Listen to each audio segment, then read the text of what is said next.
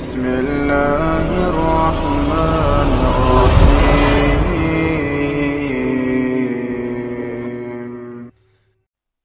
Allah Subhanahu wa ta'ala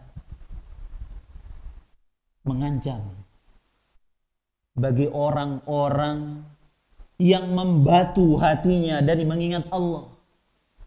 Allah Subhanahu wa ta'ala mengancam orang-orang yang kaku hatinya ketika mengingat Allah, tidak berpengaruh. Kata Allah, fawailul lil qasiyati qulubuhum min dzikrillah. Kata Allah Subhanahu wa ta'ala, kecelakaan yang besar, musibah yang besar. Bagi siapa? Bagi mereka yang membatu hatinya dari mengingat Allah. Disebut nama Allah Subhanahu wa ta'ala tidak berpengaruh. Nasihat demi nasihat telah dia dengar tapi tidak berpengaruh bagi dirinya.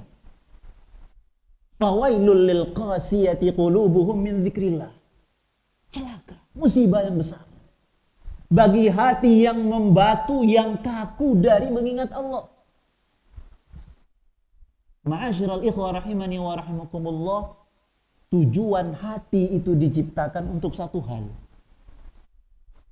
Hati itu diciptakan Allah Subhanahu wa ta'ala untuk satu hal.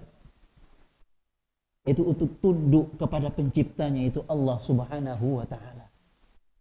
Tunduk kepada yang menciptakannya. Sehingga dengan tunduknya hati, barakallahu fikum, mudah untuk diairi, mudah untuk diberi nasihat, mudah untuk diberi arahan.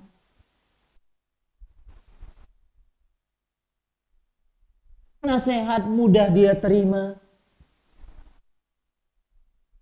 Tausiah demi tausiah mudah dia menerimanya.